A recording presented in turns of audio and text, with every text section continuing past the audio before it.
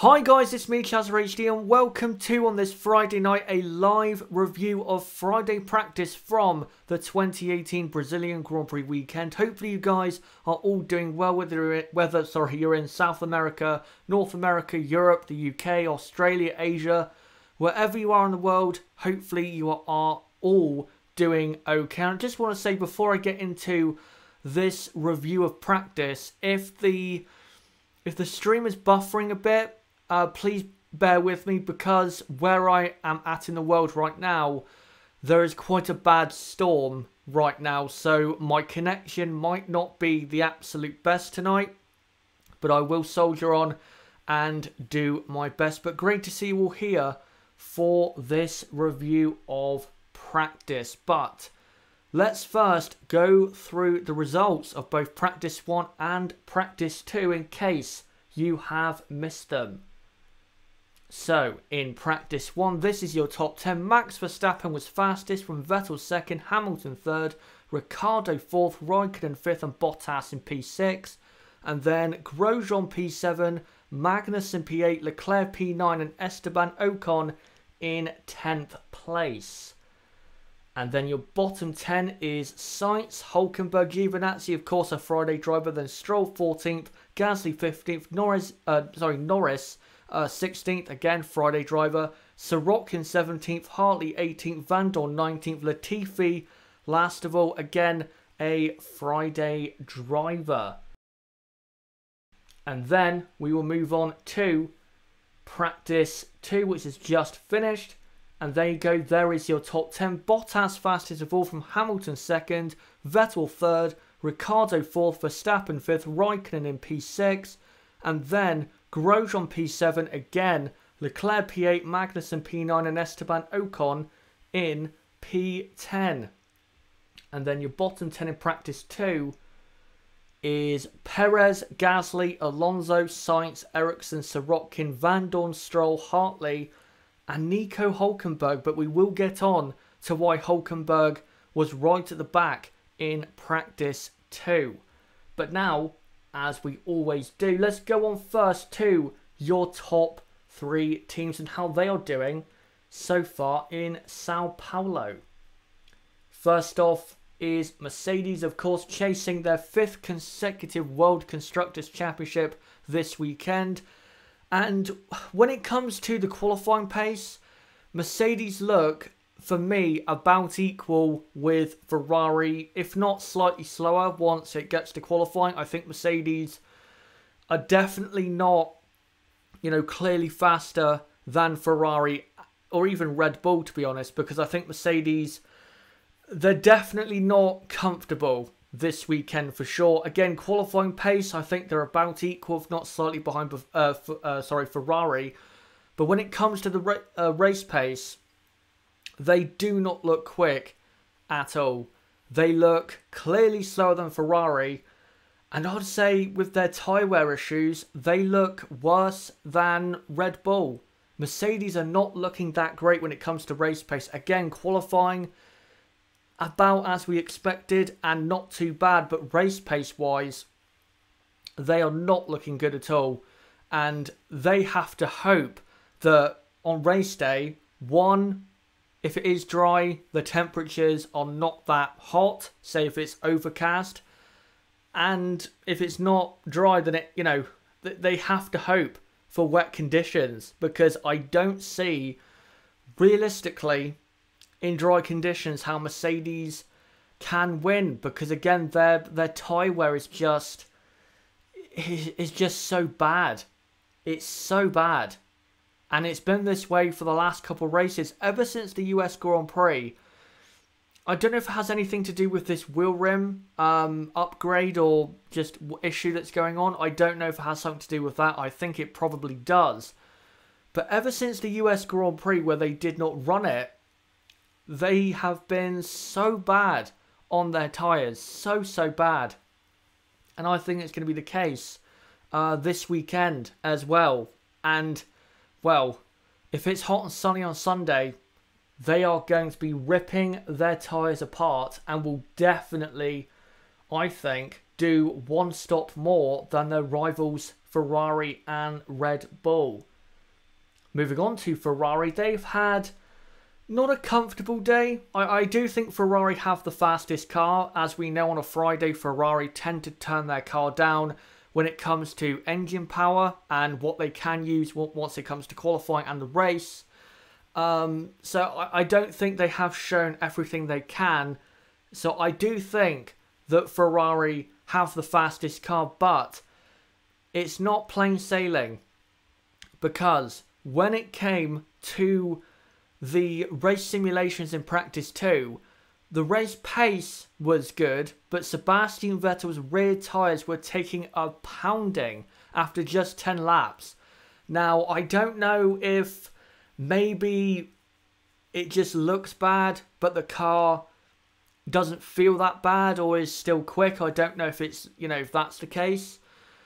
But by the look of the tyres that came off after his first mini run in his race simulation in practice 2, Ferrari also don't look like they're managing their tyres brilliantly. I think their tyre wear is probably at least about the same as Mercedes, probably better, but yeah, a bit worrying. Definitely a bit worrying, because at a track like this, you don't want to be doing an extra pit stop, because pitting here costs you nearer to 25 seconds, and you don't want to be losing that to your rivals when it comes to the race. So I think Ferrari are going to have to try something. Maybe do some more race simulations in practice 3. I have to see how the weather is, of course, but I think Ferrari are going to have to try, and also Mercedes, if they can, just try and eke it out to a one-stop, because again, you cannot afford to lose, almost half a minute. Half a minute is a lot, it's a lot of time in F1. You cannot afford to lose that in a race. So it's definitely close to call, I think, with the tyres when it comes to both Mercedes and Ferrari. And next up are your race winners from the last Grand Prix in Mexico, Red Bull. Now, in practice 1, the pace was not looking too bad. And in practice 2, to be honest, the pace wasn't that bad. But, as we know, Red Bull, from Friday to Saturday, they always drop off quite a lot. So, I think Red Bull will definitely be on the third row of the grid. I don't see how they can, unless one of the Mercedes or Ferrari cars has a problem. I don't see how Red Bull can qualify any higher than 5th place. Daniel Ricciardo, by the way, has a 5-place grid penalty for this Grand Prix. His bad luck just continues.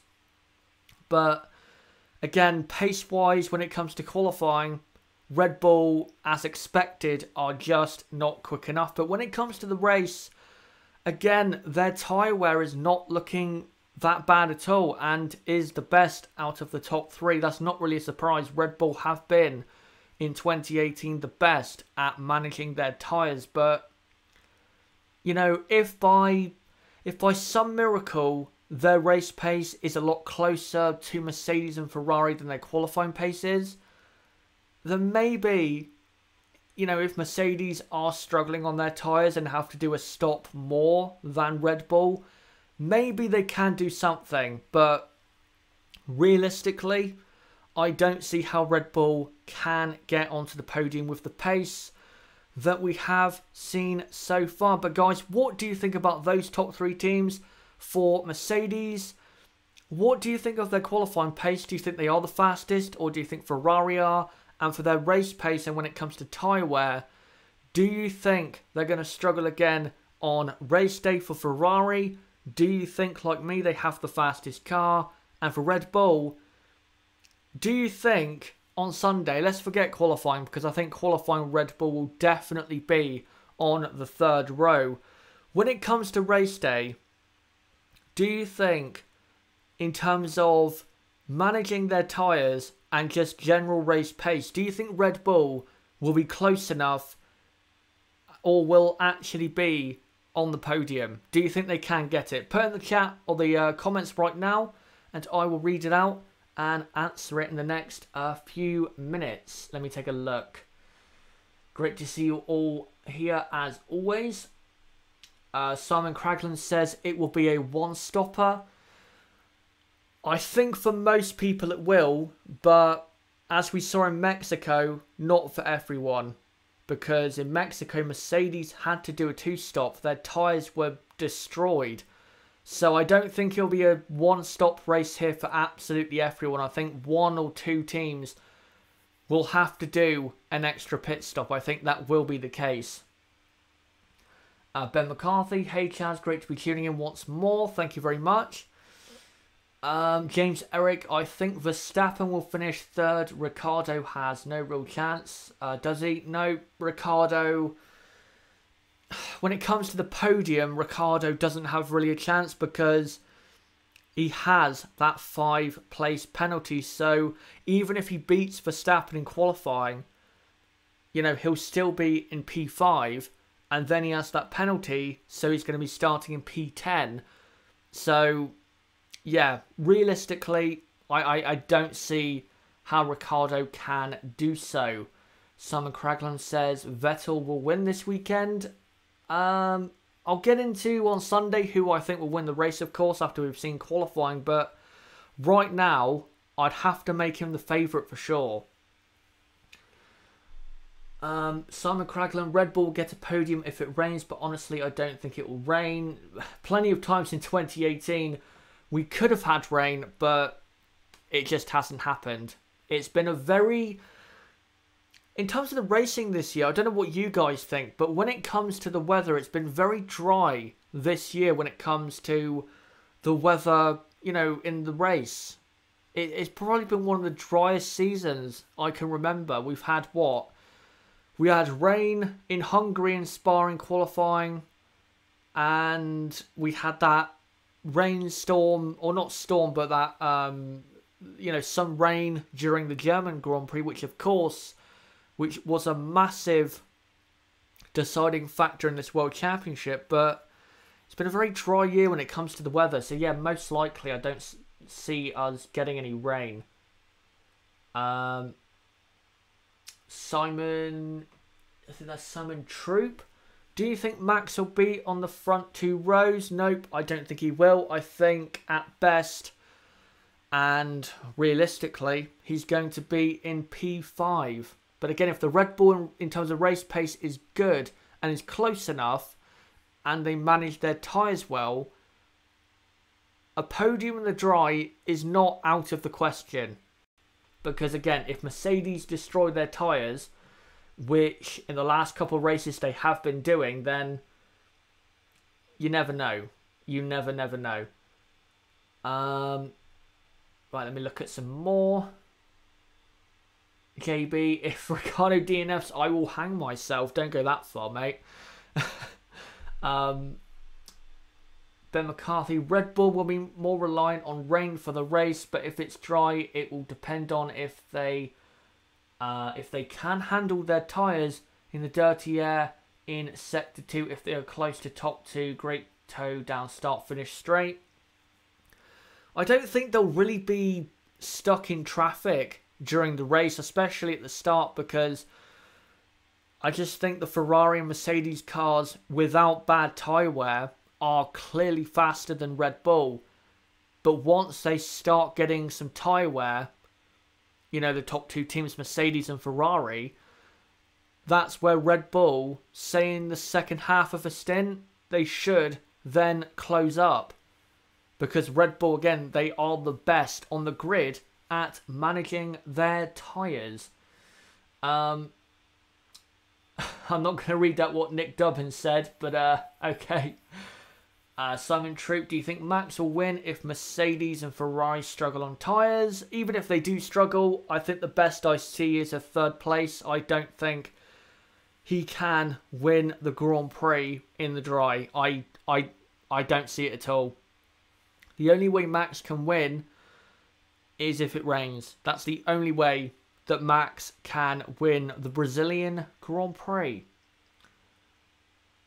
JB, if Vettel makes a mistake, could Kimi take another win, or maybe Valtteri? Well, if Vettel makes a mistake, you of course have a a certain 5-time world champion to also factor in as well.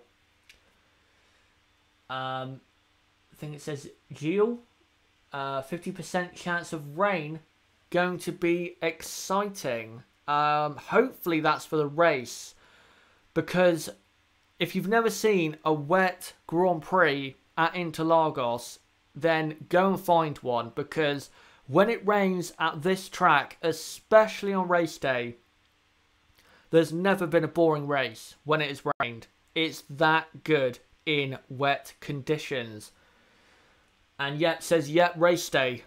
Fingers crossed it rains, because the race watch along will be so exciting if we have some rain. Simon Cragland, do you think Hamilton will beat Bottas this weekend? He is not that great in Brazil, and he has done his job for this year. I think Hamilton will beat Bottas, because you say he has done his job for 2018, but the job is not complete, because Mercedes can this weekend win the Constructors' Championship, and because Hamilton, and you can hear it in his quotes, he's so grateful to his team for getting him back to the top step of the podium after what was a difficult start to 2018. He's so grateful to them for doing that, so he wants to reward them by winning them the Constructors' Championship. So I think Hamilton will still be motivated to win his team a very important title. Right, I'll read out probably 2 or 3 more comments, then I will move on to our midfield runners. I don't think Lewis is that strong in Brazil. This is from JB. He's only had 1 win. Even Rosberg has more wins. Yeah, Brazil's not a strong track for him. It's not, but I mean, last year, if he didn't make that mistake in qualifying, he would have been on pole and he would have won the race. He was so quick last year, and proof of that is that he started at the back and only finished 3 or 4 seconds off the race winner at the end of the Grand Prix.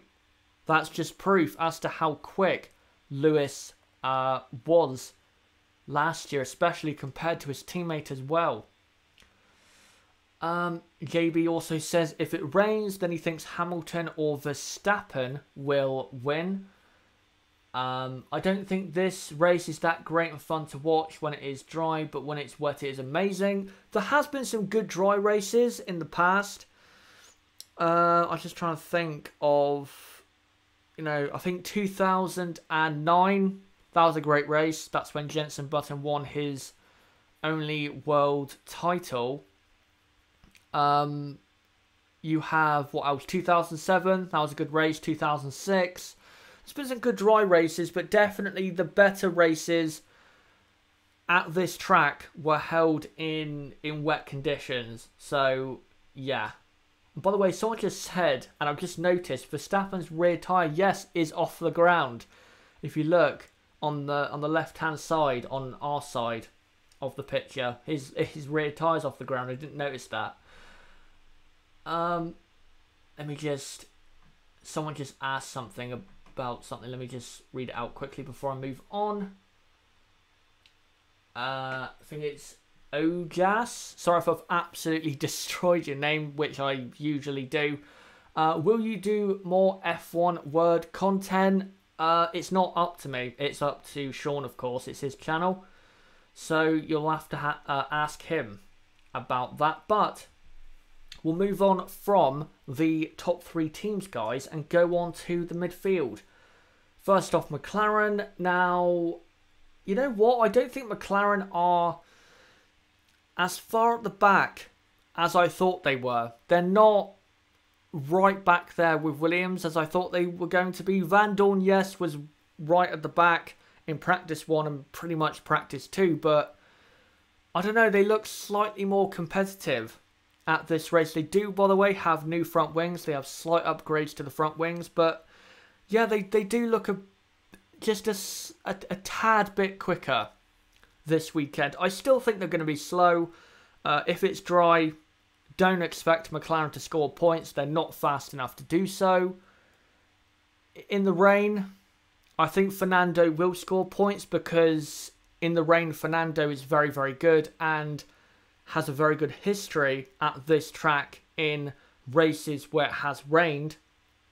So, yeah, for McLaren, for McLaren, they have to be praying for rain. They have to be praying for rain because in the dry, they are at best going to be, say, competing back there with Williams and maybe, I don't know, Toro Rosso.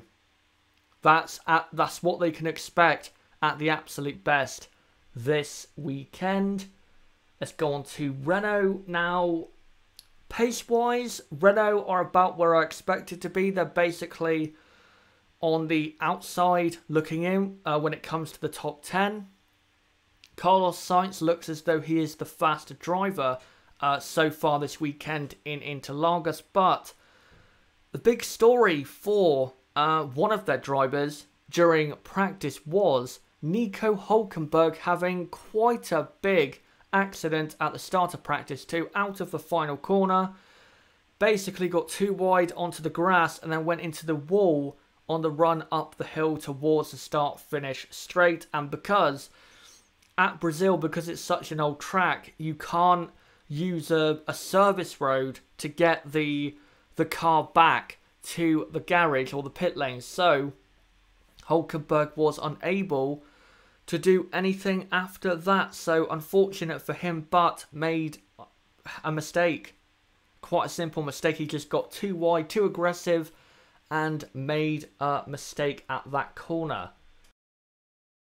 But for Renault, pace-wise, about what I expected. Of course, Hülkenberg has work to do because he's missed out on quite a lot there and will probably have to take maybe some of Carlos Sainz's setup, say for race day, because Sainz, of course, was the only one who did any race simulations today for Renault. So Hülkenberg is on the back foot, but for Renault, pace-wise, they're about where I expected. So nothing disastrous, I would say, for Renault so far.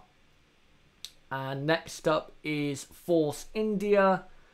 Now, Force India, you know what? I'm going to say it. I don't think Force India are quite fast enough so far. I thought Force India should be right in the top 10 with Haas, but they're not. They look closer to Renault than they do to Haas, or even Sauber, who are right up there. So, yeah, not looking good. Not looking that good for Force India. You know, this weekend, because they are, I think, 14 or 15 points behind McLaren for P6 in the Constructors' Championship. And I said it in the preview, which, by the way, is in the description down below if you have not checked it out. I said in that preview, they have to be best of the rest this weekend to give themselves any, you know, small hope of beating McLaren by the end of the race in Abu Dhabi, which I don't think they're going to. I think Force India will miss out on P6, and I think Force India should be disappointed if they do miss out on P6, because yes, I know they had to restart their constructors' points, but with the pace they've had since they restarted, they should be ahead of McLaren right now, because Force India have been so much faster than McLaren during the second half and pretty much 2018. So no real excuse for me for Force India when it comes to them beating McLaren in the Constructors. But again, going back to my point, I said they had to be best of the rest to give themselves some small hope, but they're just nowhere near that right now. I don't know if if tomorrow they're going to step it up and be right there, but I don't see it. I think at best they're going to be, say, P9, P10, which I'm afraid, again, if they're going to catch McLaren, that's not good enough. They have to be on that fourth row and then capitalising on any crashes, mistakes, you know, if it does rain up ahead. So, not good. Not good so far for Force India. But guys, what do you think about those three midfield teams? For McLaren, do they look better to you, like I think, so far this weekend? For Renault, are they about where you expect them to be? And for Force India, do you think they have a chance of catching McLaren for P6 in the constructors? I don't see it. I think that their chances are basically dead. That's what I think. But guys, put in the chat right now and I will read it out. Right, let me just take a look. Sorry guys, by the way, I have to keep clearing my throat. I'm sure you guys know that I always do have a sore throat, so I'm trying my best here. JB, is Hulkenberg taking a gearbox penalty for the crash? I don't know. We haven't heard anything about that. I don't think he will, because where he hit his car, I don't think it will require one. But yeah, I don't think he will have to. Hello to Niblo, of course, my usual podcast guest. Simon Cragland, Haas is quicker than Force India, I think, but I still expect one of the Force Indias, I think he's saying, to score points. I wouldn't be surprised if Force India scored points, but again, they should be better than where they are. They really should. And he also says about Force India that Force India need it to rain to score points in the race. I don't think they need it to rain. I mean, Haas are worse in the rain compared to Force India, but Force India aren't that much better in the rain either. I think if it rains, then you have to put Renault right up there because they are very good in wet conditions.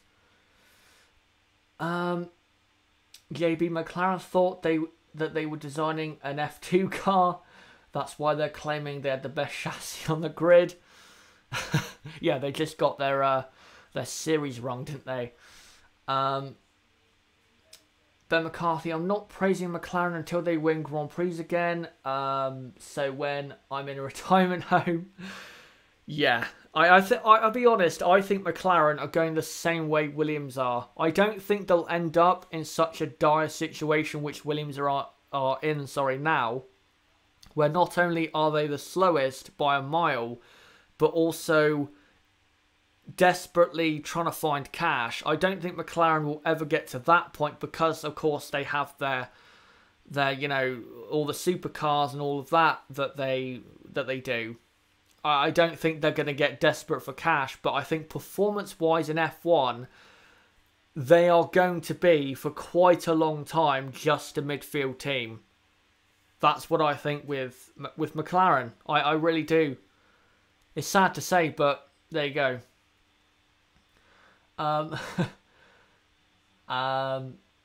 Force India is decent in the rain. Remember Spa. You say that, but the reason they got the reason they got the great result at Spa, I think it was 3rd and 4th, was because they were out on the track when the track was drying. So it wasn't because of the rain, it was because they were out on track at the perfect time to capitalise against, I think it was the 2 Red Bulls, who else? Kimi Raikkonen in the Ferrari, and I think Grosjean capitalised as well. So then they didn't perform well in the rain. They just capitalised on the mixed conditions and found the best conditions at that time. Simon Cragland, I don't care about McLaren, to be honest. I am tired of them. It's a bit weird with McLaren because when I properly started getting into F1, which was around 2011, 2012, everyone was talking about McLaren constantly in terms of going for the championship or constructors or, winning races with, of course, Lewis Hamilton and Jenson Button. But now they're kind of an afterthought.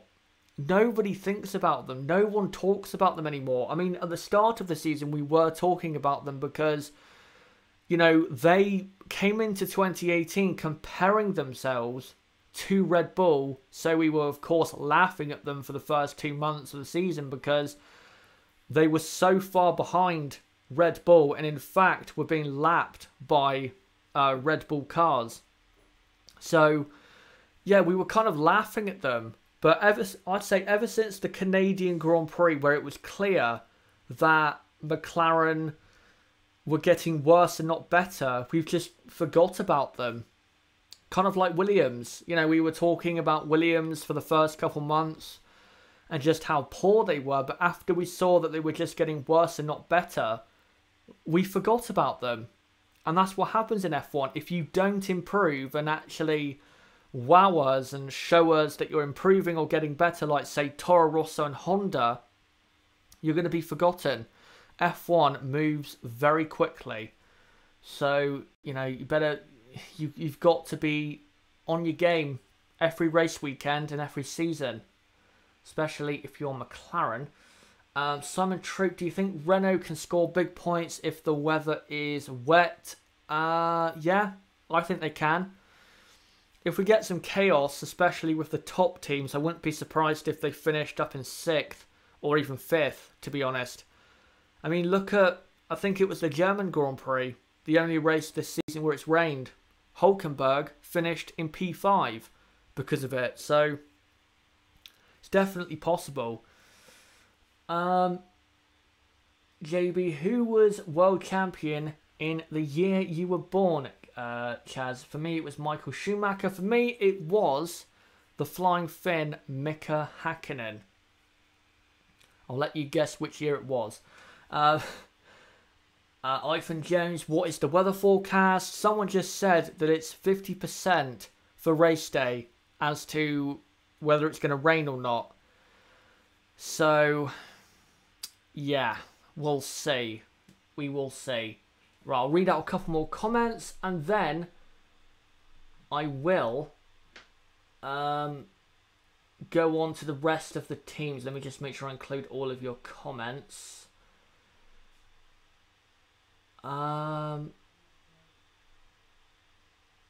I'm just looking for some more questions or comments. Oh, Andrew Drury, will McLaren ever win a race again? Absolutely. You know, look at Williams.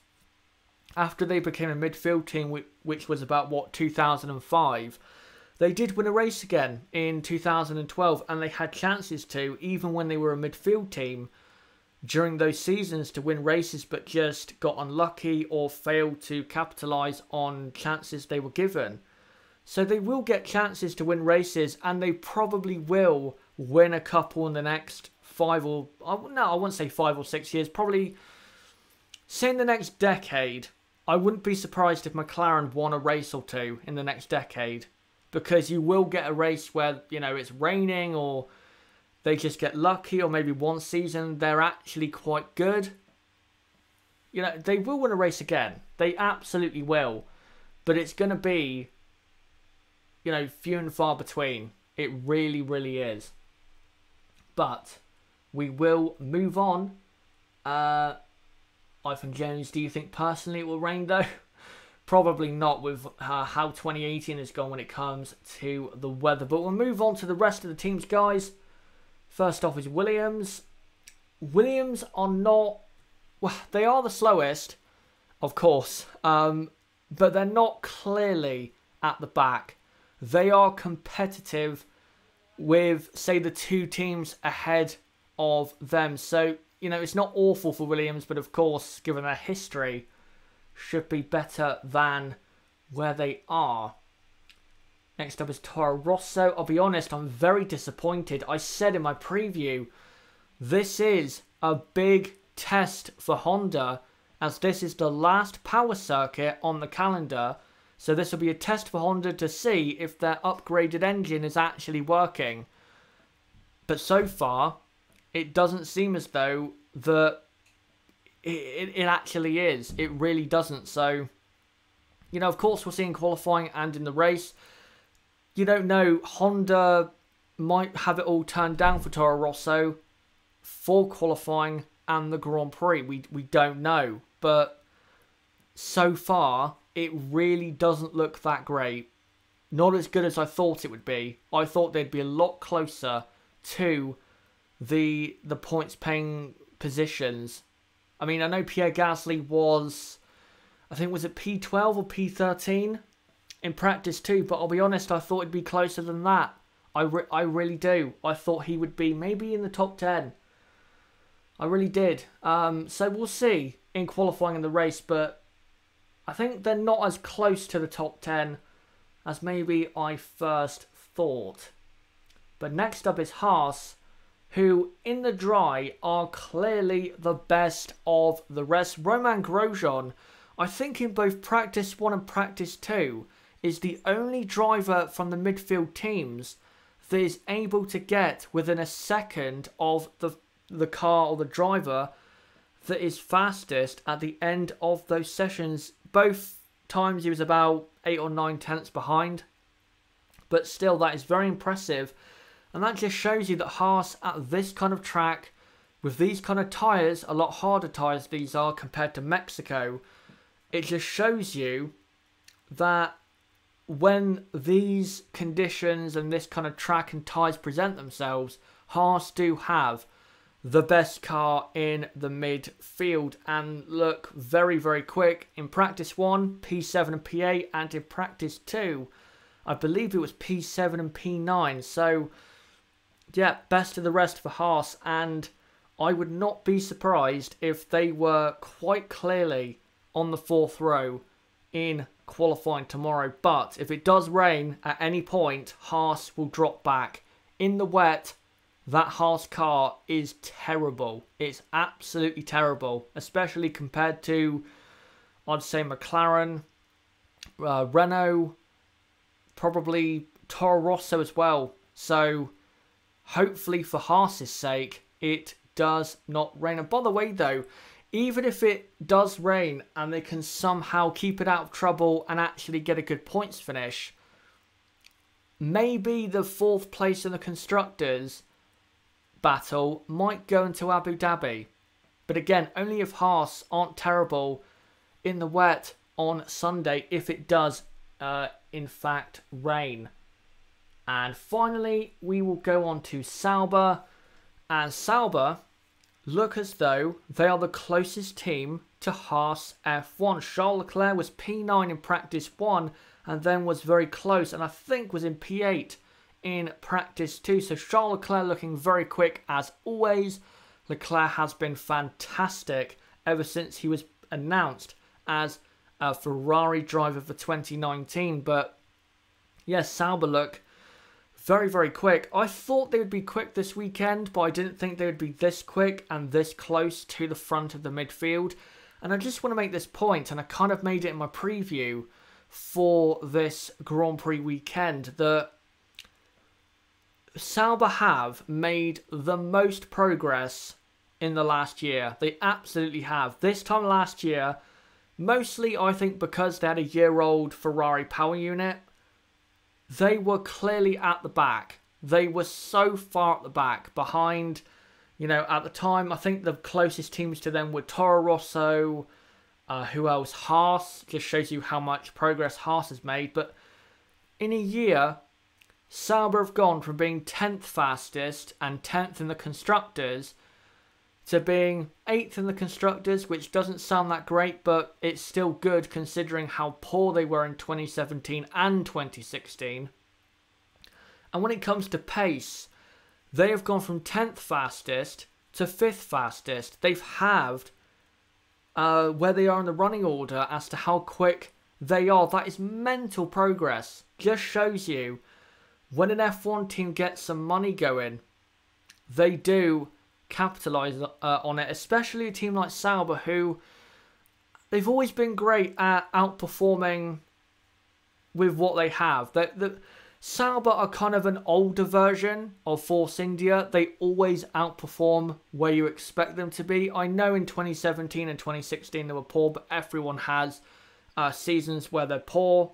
If you look in the past, in 2012, they were amazing. They should have won a race that year. They did very well to be on the grid in 2010 after BMW pulled out at the end of 2009. They did well to be on the grid in 2010 and scored points quite a few times in 2010. Before BMW took over, they did very well. So they've always been a team, Sauber, that when they get their chance, they always tend to capitalise. Again, kind of like Force India, and that's why I call them kind of an older version of Force India in that respect. But it is so great to see that Sauber are doing so well, because this time last year, even though there were rumours that Alfa Romeo and Ferrari were going to come in and help them, it wasn't looking good for Sauber at all. It really wasn't. It looked as though they might be the next team to leave the sport because of financial troubles.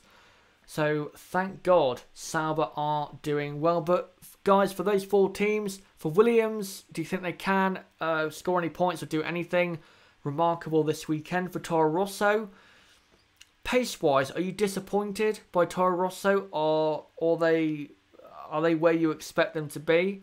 For Haas, do you think they are best of the rest? And for Sauber, what do you think of their progress in 2018? Has it been amazing to you? Expected? Not that great? What do you think? Put in the chat right now and I will read out your comments and answer any questions. Right, let's take a look. Simon Troop, Haas, very good in the dry. Yep, they are. Absolutely. The tyres is suiting Haas much more, as you're saying. It is that the harder the tyre, the better Haas are. Just look at Silverstone this season, where even though it was very hot, the tyres were the hardest it's been this season, and they were so quick. So quick. Andrew Drury, anybody remember the 2015 Brazilian Grand Prix? Me neither. Yeah, 2015 was, I think 2015 was probably one of the worst seasons in F1 history when it comes to close and exciting racing. It was so poor. The first 8 or 9 races were boring. Absolute boring, horrible racing. Simon Troop, do you think Leclerc will finish in the top 10 or higher in the race? I think Leclerc will score points.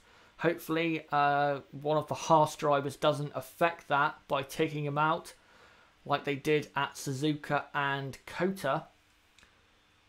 I'm not going to read that out, JB. I'm not going to, because I'm going to absolutely destroy that pun. Do you think Toro Rosso best chance for points is if the weather is mixed? If the weather's mixed, then they will probably... Yeah, they have a better chance of scoring points if it does rain. But in the dry, they should be close anyway, in my opinion. Simon Cracklin says, yeah, Haas, they seem very quick this weekend. Grosjean has always been fast in Brazil. You say that, but he's never really had a great result here. Even in his Lotus days. I don't even think he finished the race in his Lotus days. So, I wouldn't say that. I wouldn't say that. Tony Britton says, Mike Hawthorne won the championship when I was born. So, 1958? I think that's the year. That is I'm not going to say it, but well, I will. That was a long time ago. Just looking at some more comments. Stroll was so bad in Brazil last year. Yep, he was. Will McLaren try to make their own engines in the future? I know that some people have said, why don't they do that? But this is the problem. And this is why McLaren shouldn't do that. It's because their bad performance is not because of the power unit. They can't blame it on who is supplying them engines anymore. They cannot do that. They did it with Honda. And we've seen that I wouldn't say it wasn't Honda's fault. Honda definitely contributed towards that disaster, but McLaren were a lot more responsible than we thought at the time, for sure. They absolutely were. So, yeah, there's no point. There's no point building their own engine. They need to get their own house in order first before they start trying to do new stuff. Try and design a good car. Maybe try and design the best, chassis on the grid instead of claiming you do and then getting exposed 4 races into the season. Yep, that's right, 1958. I thought it was either 57 or 58. I know it was the late 1950s for sure. Ben McCarthy, is James Key still at Toro Rosso? I think he is. I do believe he is. He was rumoured to be going to McLaren, but I think that went away. I'm pretty sure he's still at Toro Rosso. If I'm wrong, correct me, but I'm pretty sure he's still at the Italian team. And to be honest, I'm going to say this. I think McLaren should have done a swap deal for James Key. I think McLaren should have sent Lando Norris to Toro Rosso in exchange for James Key, because even if Lando's a great driver and is fantastic in 2019, if that car is still this slow, he's not going to be able to show it, and McLaren are not going to finish well in the constructors. They're not going to. They're not going to at all. If they bring in James Key, who is a good designer, very underrated, and he designs a good car, which he normally does, then, it gives McLaren more of a chance, even with a driver that's worse. At least, if you do have a driver lineup which could be improved upon, if your car is fast, at least your car is fast. If you have, a good driver lineup but a bad car, there's nothing you can really do about your results. Because, look at Fernando Alonso. He's a great driver, but when it comes to scoring points, he's only great to a point. He can't drag that car into points at every single race because that car is so bad. So, yeah, there you go. I think I've ranted long enough about McLaren. JB, when have you been the most angry when watching an F1 race? For me, it was Singapore, the year with Perez. I believe that was deliberate. His crash with Sirotkin, I guess you're saying. I've only been watching since 2017. I can't really remember a race where I got angry. Maybe angry because the race was boring. But I've never got angry because of an incident, really. I'm always just sat there, with the watch-alongs, obviously commentating on it for you guys, but enjoying the race for what it is. Because obviously every F1 race is not going to be a classic, but I've never really got mad about a certain race. Do you think the race will be entertaining? That's from Ivan Jones. If it's mixed weather conditions, yes. Because whenever it is, we get a great race. 2012 Brazilian Grand Prix was amazing with twists and turns. That's an example right there. The 2012 Brazilian Grand Prix was incredible. The drama in that race was unbelievable. Absolutely unbelievable.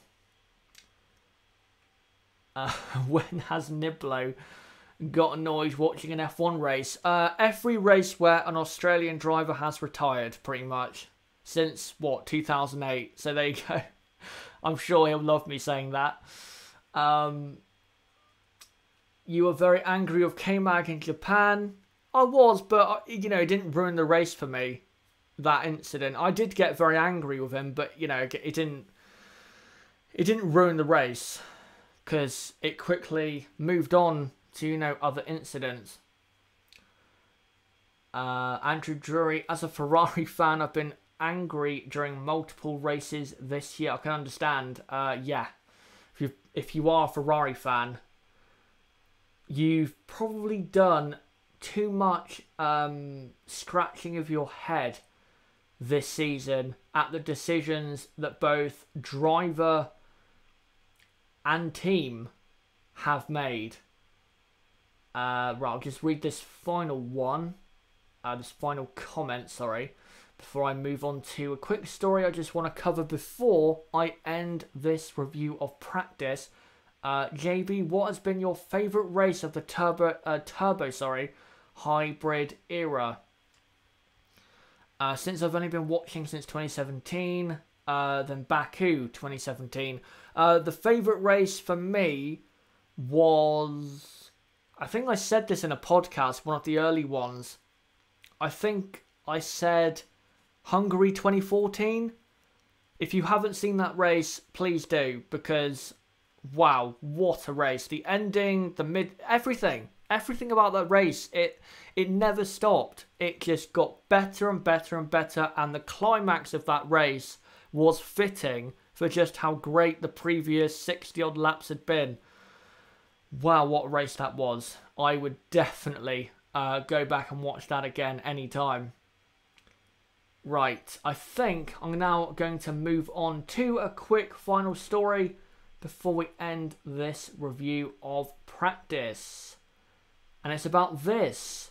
Now guys, earlier this week it was officially announced that F1 for 2020 will be going for the first ever time to Vietnam and to the streets of Hanoi. And what you're seeing on your screen, and I'll scroll up in a moment because the whole track has not been included in my OBS window here, but this is the track for this Vietnam Grand Prix from 2020 onwards. And well, there's not much details about when it's going to take place during the years. It's either going to be April or October, to be honest, but we'll have to see when or where it's placed on the calendar. But what I want to look at is the track layout, because there has been some criticism but also some intrigue as to, you know, this track and just what it's all about. So as I scroll up, if you look at the straight on, say, the top left, kind of like bottomish top left before that S's section, that is the start finish straight. That's where they will be starting the race from, and then they will be going through that S's section towards and there's a hairpin right before that massively long straight, which I know people are very critical of. But it's a very fast track to me. That's what it looks like to me. A very, very high-speed track. Of course, this is not going to be good for Renault power or Honda-powered cars, but it's definitely an interesting track. And I just want to look at this straight. So if you look, guys, at the top right, that hairpin, and then if we scroll down, just look how long it is. Goes all the way down to, it's not even a hairpin, it's more of a fast corner. With these cars and the aero they have, I know it's changing for next year, but there's been actually a story that the F1 teams already in their CFD simulations are reaching 2018 downforce levels with the 2019 downforce. So don't worry, the downforce has not gone. This track might be the biggest power circuit of all time in terms of just how long you're on the throttle for. If you look at the start-finish straight, again, like bottomish top left, you're on throttle down into turn 1, then you have an S's section, so you're mostly on throttle, you know, a couple bits you have to kind of brake for and lift off, then you're on throttle again, hairpin, and then you're on throttle for almost 2 kilometers down to not even a hairpin, it's more like a fast elongated corner. Then you'll have to lift off, and then maybe lift off again, and then you put the power back on for another long straight, another fast elongated corner, and then the start finish straight again. So this could be, and I think this will be, the most powerful power circuit of all time. This will put Monza, Spa, Suzuka, even Bahrain, Mexico, just any track with long straights and tracks where power is important, this track will put it all in the shade. It absolutely will. It's definitely going to suit Ferrari and Mercedes. You do not want a car that's slow in a straight line here. If you do have a slow car in a straight line here, you are going to be right at the back. Absolutely right at the back. So, yeah, we'll see what happens once we get to that Grand Prix. But, guys, what do you think of the track? Do you think, like me, that it's going to be the most powerful power circuit of all time? And, as well, what do you think of the track? I don't... I'm just trying to think what... The only issue I have with this track is the long straight.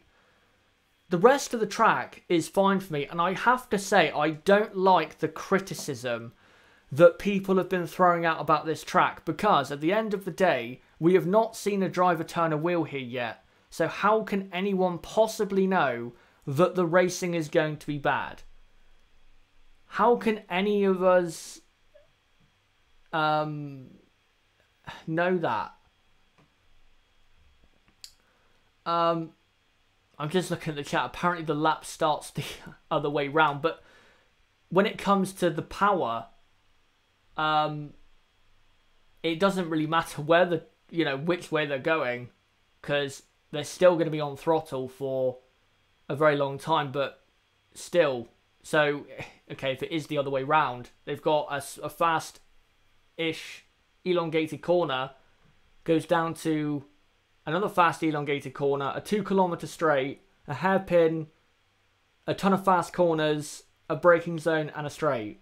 So it is very, very powerful. I tried to find a picture, where it was pointing, where the start-finish straight heads to, but I couldn't find it. I did actually see it early in the week, but I think I forgot to save it. Sorry about that. But there is your track. Very interesting.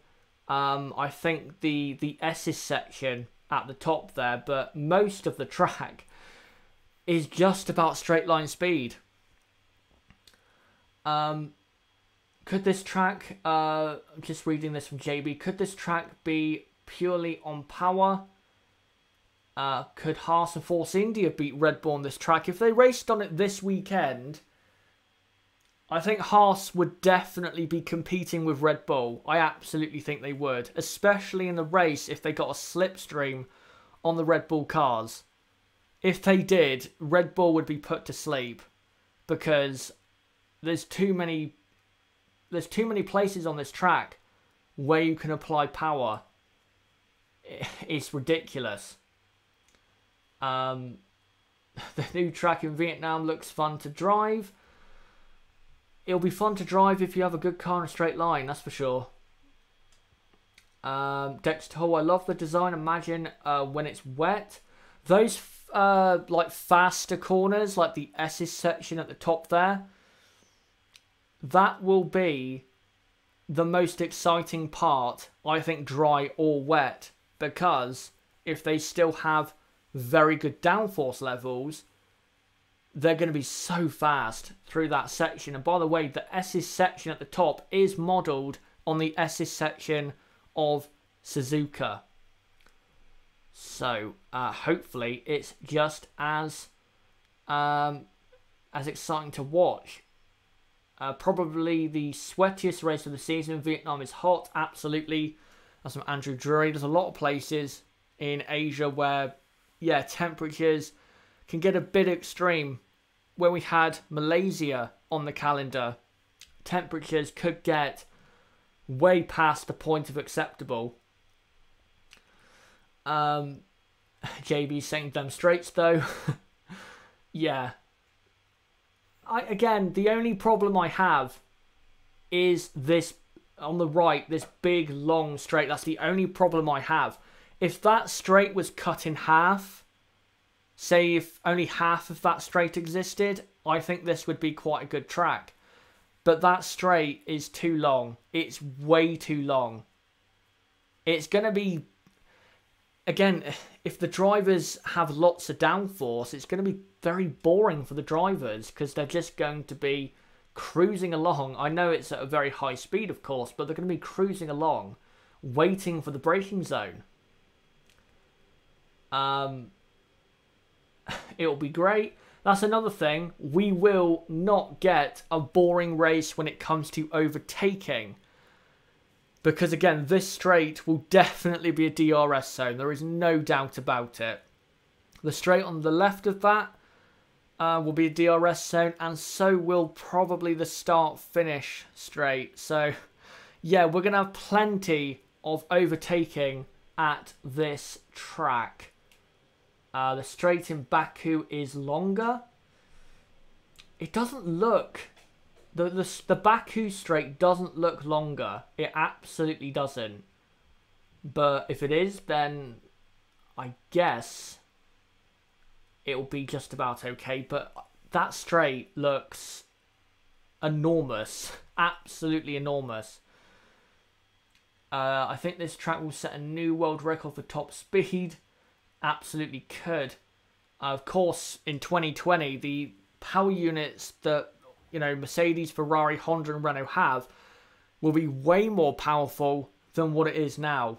I think all of those engine manufacturers will be easily over 1,000 horsepower by the time we get to 2020. So, yeah, we'll see if they can break a record. There won't be any problems overtaking. And I just want to make this point before I end this practice review. I've noticed this with street circuits because, or say the newer street circuits, the criticism of street circuits has always been there's no, straights to really overtake, like say Monaco and Singapore. There's not enough straights, it's all corners. You can't get a run on anyone because, again, there's so many corners. So it seems to me that Liberty Media and just F1's, I guess, solution to the street circuit problem is to have street circuit races, but make sure they have long straights. For example, Baku and this track. And you could even say Valencia, to be honest, even though that didn't work because the Valencia track was horrible and most of the races except 2012 were absolutely terrible. But it seems to me that the answer that Liberty and F1 has come up with to the street circuit problem is to have a street race, but just make sure to include a long enough straight, again, like the one we have at Baku and this one, to have overtaking, because that has always been the criticism of street circuits, is that there's not enough straights to really get past anyone and to really get a run on anyone. So this is the solution, I guess, to just have a very long straight to appease us fans. But I have to say, a lot of us, I think we can agree on this. We don't really like the street circuits when it comes to the actual overtaking and racing. So I guess this is the solution. And if we have more street circuits in the future, and Miami is another one, and by the way, that also had a lot of straights. So I guess for future street circuit racing in F1, you can expect long straights, and a lot of them. Because it seems as though, again, that is the solution to the problem. What is the horsepower of the fastest car on track this year? No one knows for sure because, of course, the teams or the engine manufacturers, they keep that a secret. But I think Mercedes and Ferrari are definitely over 1,000. I don't think, though, Renault or Honda... I'm not sure Renault and Honda are. Maybe one of them are, but I think Mercedes and Ferrari definitely are over, that 1,000 horsepower.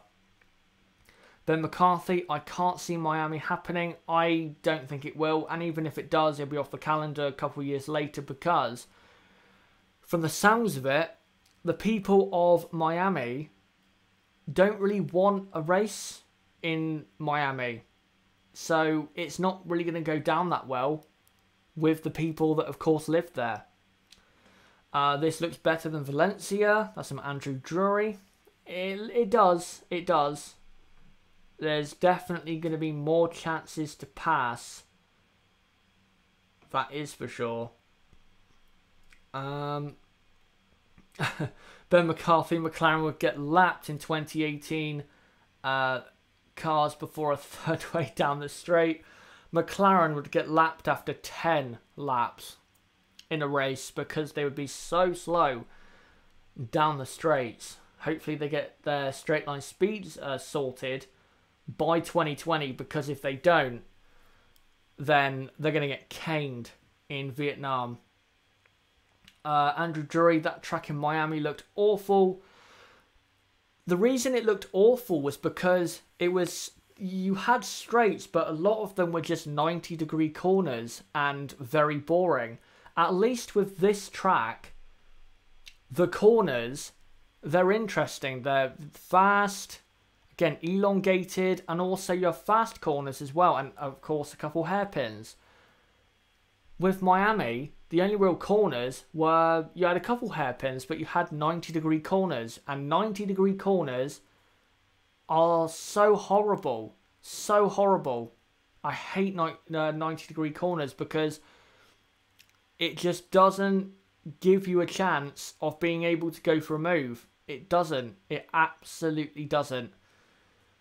Are they doing the race in Miami still? They're going to try to, but I don't think it'll happen. I don't think it will.